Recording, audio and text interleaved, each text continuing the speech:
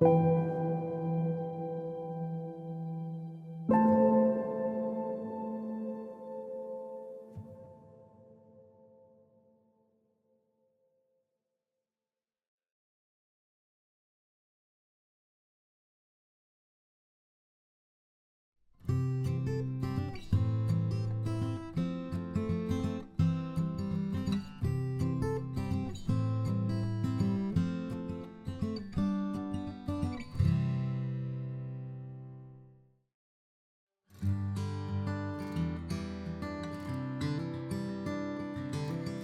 we became a caregiver when our daughter Isla was diagnosed with trisomy 18 at 17 weeks.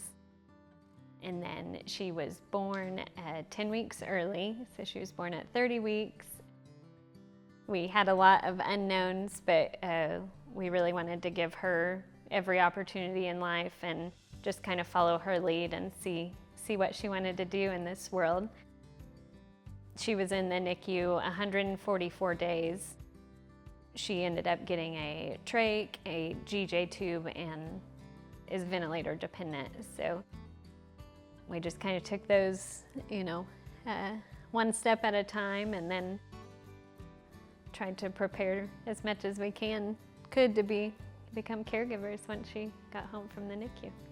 So you seeing her doctor from the day she was born, I don't think I'll ever forget that conversation with the neonatologist. But and then after the course of almost 5 months in the NICU, and coming home, I think it was surprised everybody.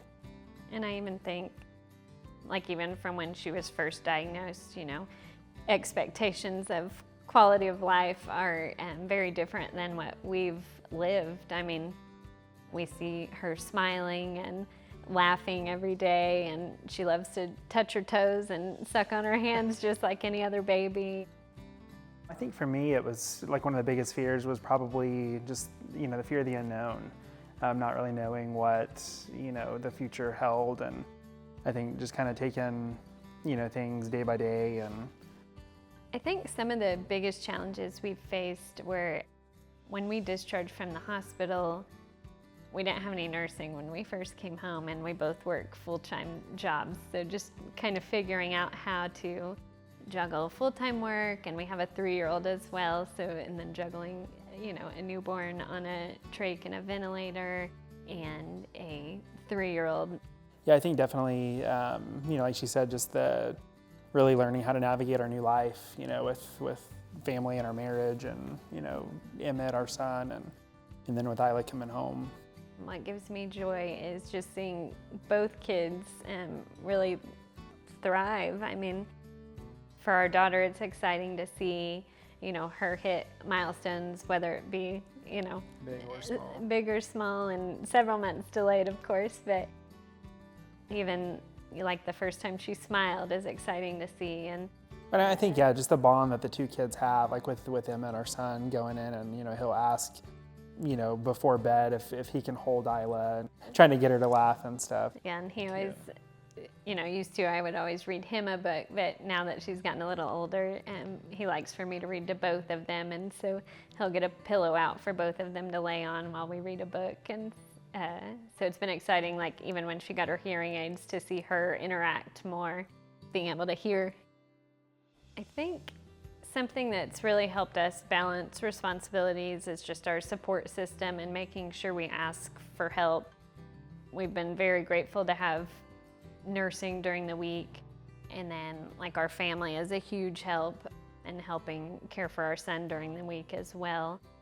Yeah, I think one thing we've done in order to kind of prioritize, our marriage in through this journey has been just continuing to prioritize each other, and understanding that even though you may be, exhausted, we've still got a partner, in each other to lean on and cry on and laugh with, and kind of enjoy, the goods and the bads, as they come. Mm-hmm. Yeah, and we've been really lucky that, that we have family that can, our son can go stay with grandparents for the night, so that we get a night, just the two of us with Isla or something. But we can really spend more time together.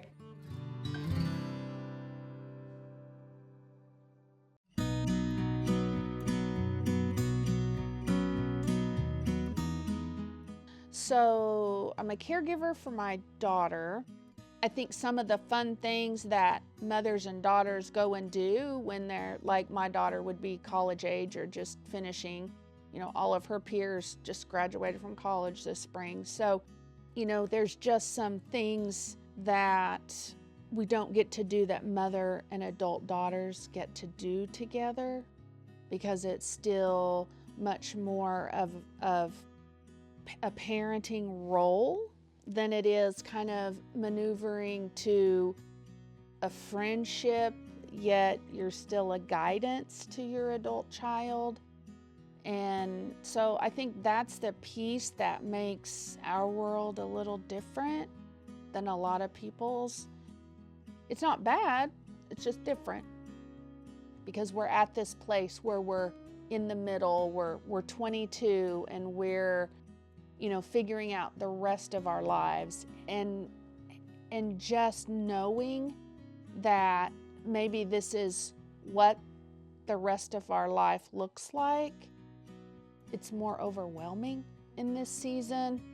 We want her to have a purposeful, meaningful, fulfilled life, just like any parent would for their child. So we are just currently in a season of trial and error and trying to figure out what that might be or what that might look like. A constant resource that has been a huge support would be the Down Syndrome Association of Central Oklahoma. And through friendships and mentoring and just being able to have conversations with other parents and caregivers who get it, if you will, or maybe they are just ahead of you in this game of life, and so maybe they have either just experienced some struggles or some things that you're heading into. It's just nice to know that you're not alone. I get up like 2 hours before anyone else does in the morning, and I love that time. I may be watering plants, cleaning house, unloading the dishwasher, usually drinking coffee, doing any one of those things. Sometimes just walking through the grocery store by yourself without interruption and just having the ability to just do that leisurely. It's just finding those little moments, especially when you realize you've hit a wall or you need a break. My husband and I decided to start dating each other recently after I saw a friend post the alphabet dating thing. So we have been working through that. I like to point out the fact that we weren't dating at all to get halfway through the alphabet in 2 years is impressive, in my opinion. The other thing that we currently do, which has been a lovely surprise, is the Unified with Oklahoma State University. Being able to allow her to go on campus and be with peers, which since she's 22, she is college age, and so it's just perfect timing. But also because another challenge for us is movement and exercise, and so it incorporates all the things that we need to find for her. Peer interaction, movement, all in one little nest. And it's just fun, and she has fun, and we have fun as parents. Typically my husband and I both go and take her because the other caregivers and parents are typically there, and we sort of just have this natural support group, while everyone is participating in the sport, whether it's basketball or whatever. And everyone and every moment is celebrated. It's just a really cool thing. And so Thursdays, it's It's our favorite day of the week.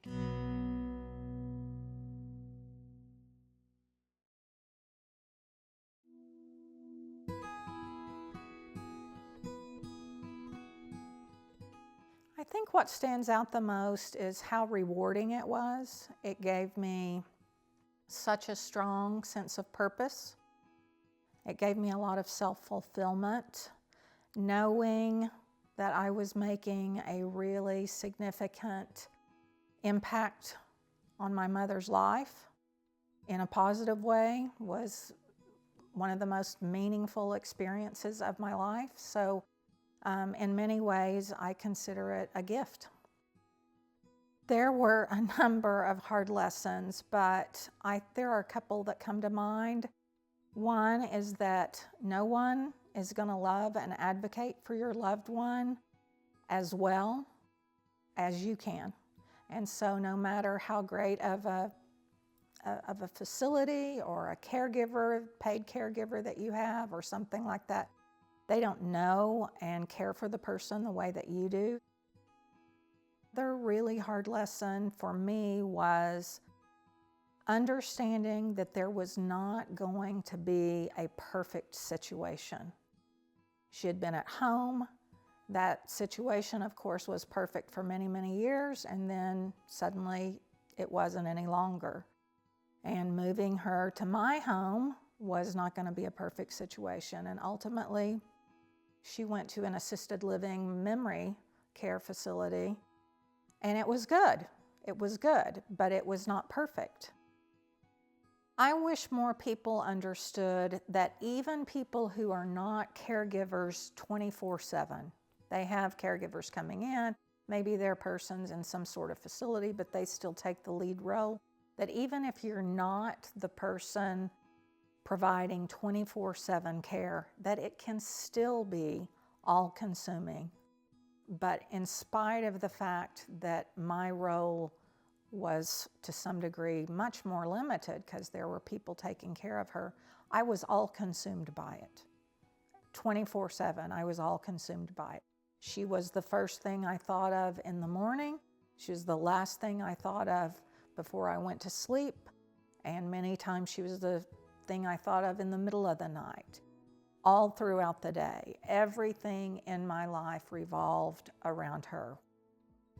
When I decided I really needed a little short vacation, and I would go just on a short trip. After my mom was in a facility, I would just take a short trip. And I had people who, while I was gone, I could call on and say, I'm gonna be gone these days, could you come check on my mom? If I was having a particularly tough day, I would try to find something outside of her, some hobby that I had. I took up pickleball, and so that was a great form of respite for me. Once I started playing pickleball, if I had to choose between my mom and pickleball, assuming she was healthy and okay, I was gonna go play pickleball, and after pickleball, go see her. So I just tried to find some things that brought me joy that were not related to her in any way, and that helped, I think. If I was prepared for the transition and knowing, I of course knew that my mother was gonna die. She had hospice, and I can't encourage people enough to use hospice if that is something that is appropriate for your family member, because they help prepare you. And once my mother had fallen and we knew the end was coming, they did everything they could possibly do to prepare me for that. And I think that when the time came, I was pretty much as prepared as I could be. And then hospice continued to follow along with me and still does to this day, and it'll be a year and about a month. If I could describe caregiving in one word, it would be love, because it is an act of love.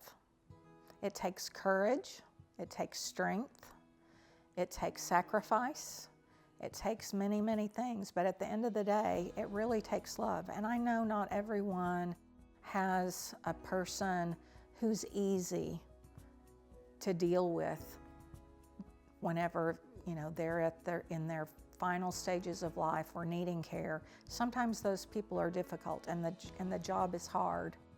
Being the person that really makes a positive difference in someone's life, there's nothing better than that.